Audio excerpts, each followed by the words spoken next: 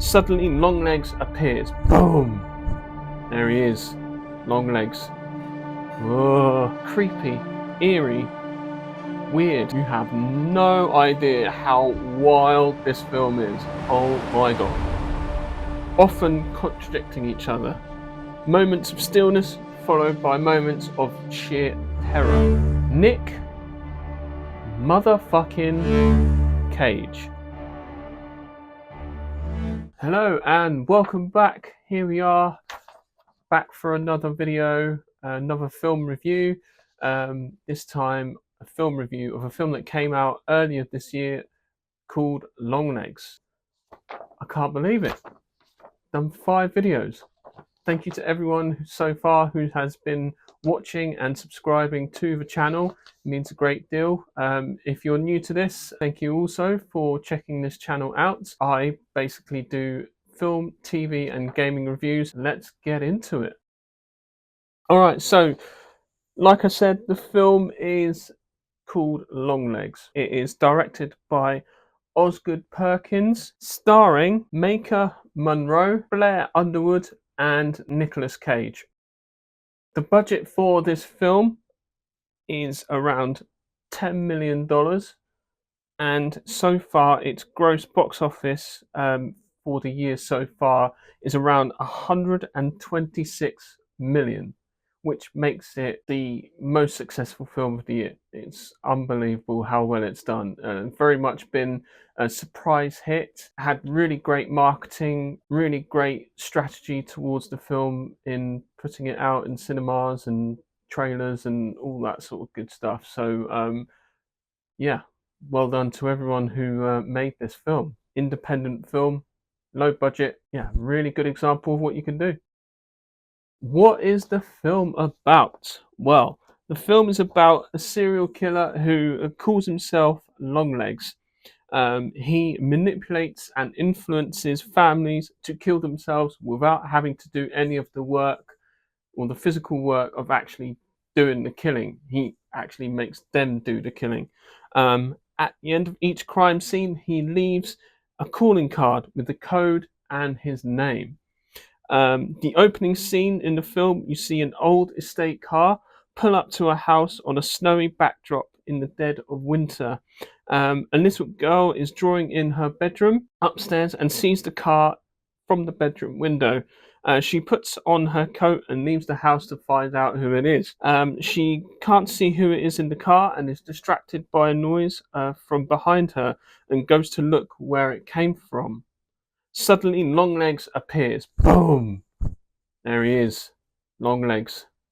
Whoa. And this basically sets the whole tone for the entire film. Maika Monroe as character, Special Agent Lee Harker, is assigned to a first case at the FBI with her partner and goes on a house-to-house tour, knocking on people's doors to investigate this particular case. Out of nowhere, Harker knows exactly which house the suspect is in with 100% certainty. Her partner insists that he basically goes in first and is shot and killed. Agent Harker, on her first day on the job, apprehends the suspect.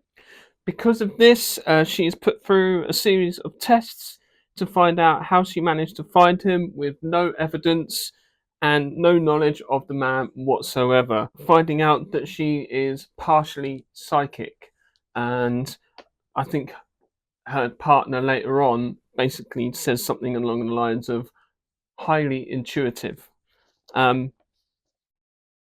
So from this, she's assigned a new case. She's assigned the Longlegs case and investigates the murders, discovers the killer's code, and tracks him down throughout the film with her partner, Special Agent Carter, basically Blair Underwood's character.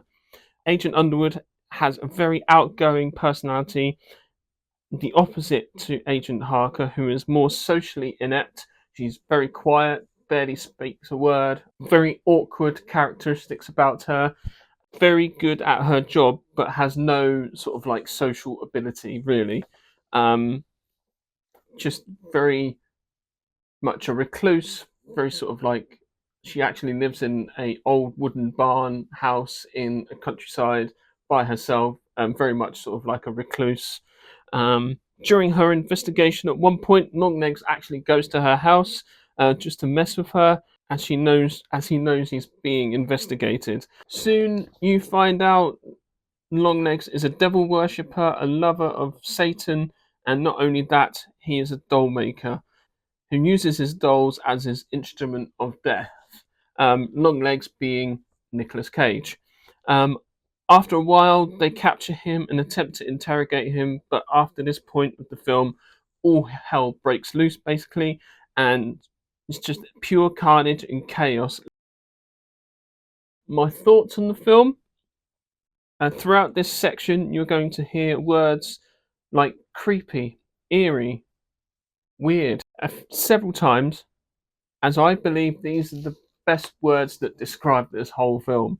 It is wild. You have no idea how wild this film is. Oh my god. What the film does really well is set the tone early on, alright? With a mixture of eerie silence and stillness of a snowy backdrop to the sudden reveal of Longlegs. The use of colour, light, and sound really enhance the creep factor of this film, often contradicting each other. Moments of stillness followed by moments of sheer terror.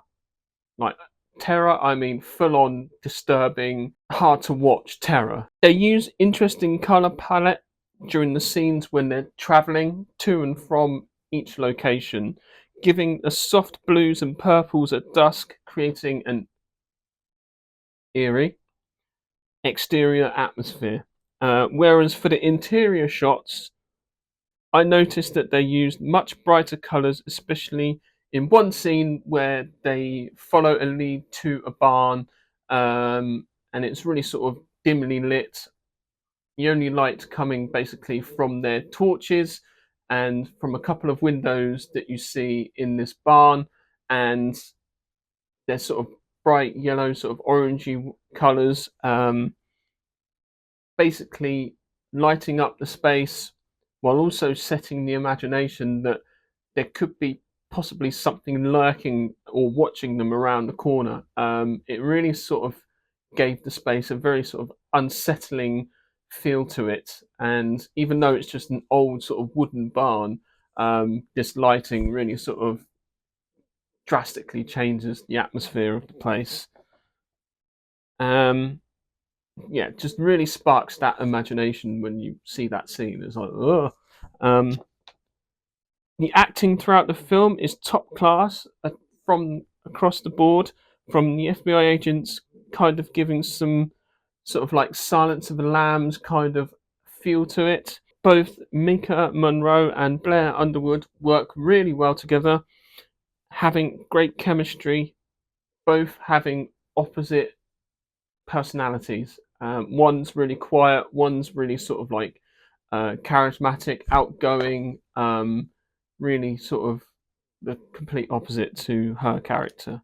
Again, contradiction very much a theme throughout this whole film. Nick motherfucking Cage. I mean, what can I say about his performance in this film?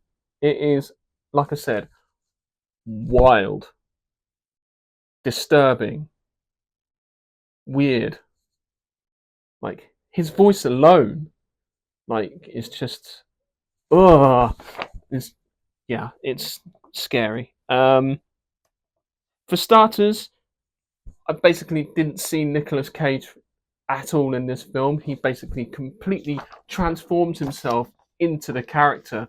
I remember seeing him in interviews saying that this allowed him the freedom to sort of really create something from scratch and create this whole personality without the audience actually knowing that it's Nicolas Cage. He basically transforms with the use of extensive hair and makeup. I don't know who did the makeup design on this film, but they were very, very good. Just a few slight changes of prosthetics, and he has like this strangly sort of straggly sort of like long hair, very greasy and messed up, and which really sort of adds to that character. Like I said, his voice and mannerisms are really creepy, eerie, and weird, to the point where it's uncomfortable to watch, but in a good way. Like, I'm sitting there and I'm watching his voice. There's a video, there's a scene where they video him singing "Happy Birthday" to Micah's character, and you sit there and you're thinking, "Oh my god, this is the creepiest thing I've ever seen in my life." It is crazy. It's mad. Um, there's one moment in the film where Nick Cage goes full blown Nick Cage.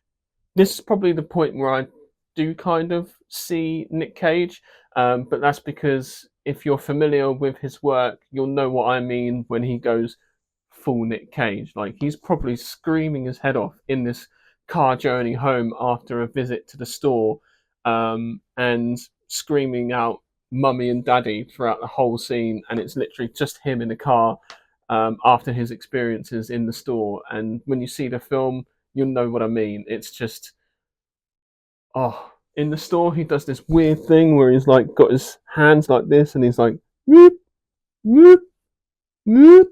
It's, oh, it's just batshit crazy.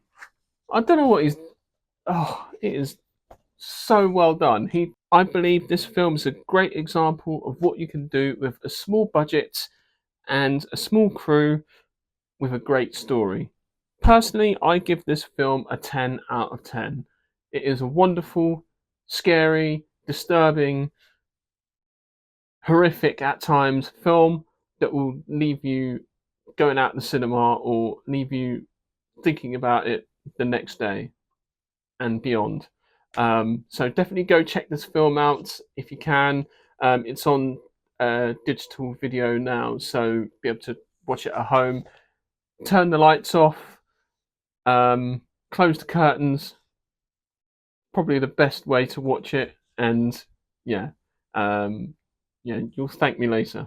It's really, really good. So definitely worth your time watching it. So um, thank you for watching this review of Longlegs, and I hope to see you in the next video. If you haven't already, please like and subscribe to this channel. It means a great deal. So thank you.